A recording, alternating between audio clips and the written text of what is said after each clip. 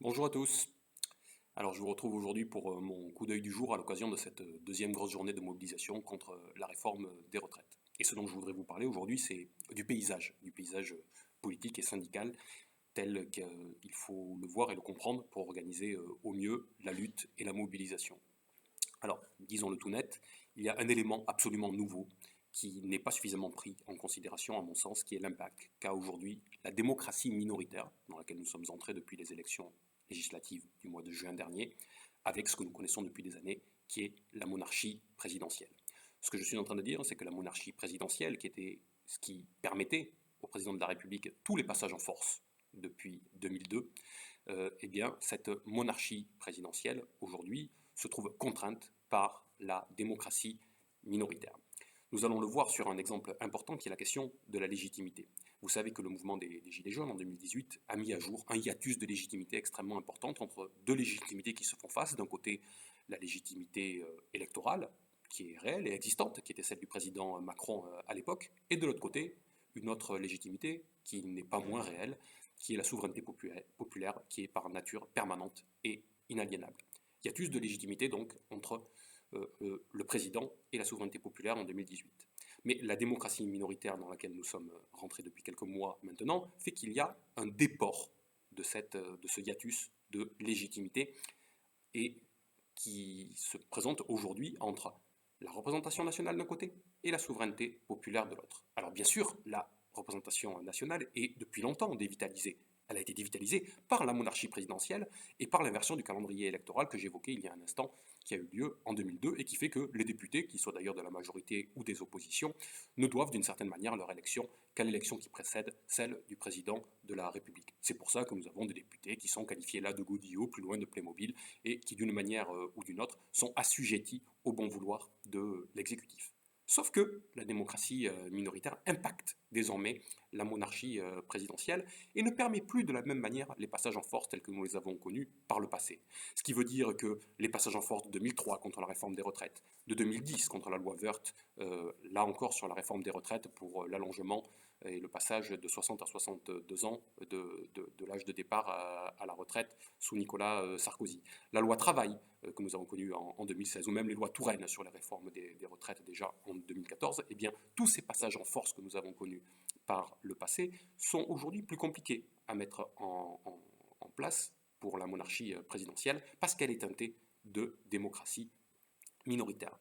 Cela veut donc dire que la manière de lutte doit aussi être adaptée.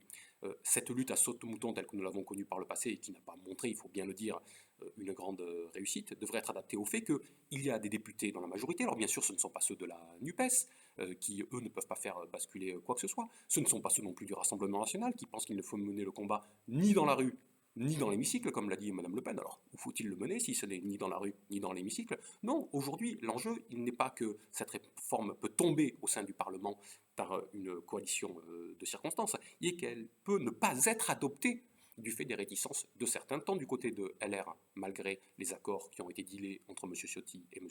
Sarkozy, que du côté du camp directement même de M. Macron, où certains députés sont hésitants. Et tous ces députés seront d'autant plus hésitants que la butée, le moment de l'adoption au Parlement, leur paraîtra loin. Aujourd'hui, elle leur paraît relativement loin, puisque la date qui est fixée est au 17 février. Mais plus nous allons vers cette date, et plus ces députés-là penseront qu'il y a la capacité de faire aboutir cette réforme. C'est pourquoi, après le 19 janvier et ce premier débordement populaire, cette mobilisation qui a été au-delà des attentes du gouvernement, et même au-delà, il faut le dire, des espérances des syndicats, il aurait fallu enclencher et mettre la pression tout de suite pour mettre sous pression justement ces députés et essayer de faire remiser cette réforme des retraites. On voit donc que la situation, ce paysage politique que j'évoque, cette monarchie présidentielle désormais teintée de démocratie minoritaire, eh bien, impacte et joue beaucoup sur les stratégies de lutte. Et il faut le dire, on doit aujourd'hui considérer que les stratégies de lutte sont assez traditionnelles et assez plan-plan avec des journées régulières à saute-mouton proposées par les syndicats. Alors, il y a aussi des enjeux importants pour la suite, parce que de deux choses l'une, soit M. Macron sera obligé de remiser sa réforme des retraites, soit celle-ci sera adoptée dans le cadre du Parlement. Et dans ce cas-là, ça sera le triomphe de la démocratie minoritaire qui arrivera à s'installer sur la durée. La démocratie minoritaire, vous le savez, est un phénomène beaucoup plus large. un phénomène qui, au sein de l'Union européenne, faisait en sorte que plus de la moitié des gouvernements en 2018 étaient dirigés par des gouvernements minoritaires au sein de leur propre Parlement. Eh bien, en France, c'est venu un petit peu plus tard, et là où dans les autres pays, il y a un reflux de la démocratie minoritaire depuis maintenant quelques mois, eh bien, en France, il pourrait y avoir la démonstration inverse, où si cette réforme des retraites était adoptée par le Parlement, eh bien, d'une certaine manière, la démocratie minoritaire assoirait son pouvoir et sa capacité de gouvernance de cette manière. Dernière possibilité que j'évoque ici, qui n'est ni celle du retrait de la réforme, ni celle de son adoption, qui est celle que M. Macron, avec ce déport de légitimité que j'évoquais tout à l'heure, non plus le hiatus de légitimité entre le président et la souveraineté populaire, mais désormais le hiatus de légitimité entre la représentation nationale et la souveraineté populaire, eh bien, M. Macron pourrait se saisir de cette occasion pour envoyer la représentation nationale et le mouvement populaire dos à dos, en disant que, d'une certaine manière, il n'a pas à arbitrer entre l'un et l'autre, qui pourraient avoir l'une et l'autre leur propre légitimité, et donc ça lui donnerait l'opportunité de dissoudre l'Assemblée nationale, lui qui cherche une fenêtre de tir politique pour le faire, nous le savons, depuis les élections législatives du mois de juin dernier. Voilà pour ce petit coup d'œil politique. Je vous en ferai régulièrement. N'hésitez pas, si vous voulez suivre les suivants, à vous abonner sur cette chaîne ou à retrouver quelques-unes de ces analyses sur mon blog www.cocseocu.wordpress.com.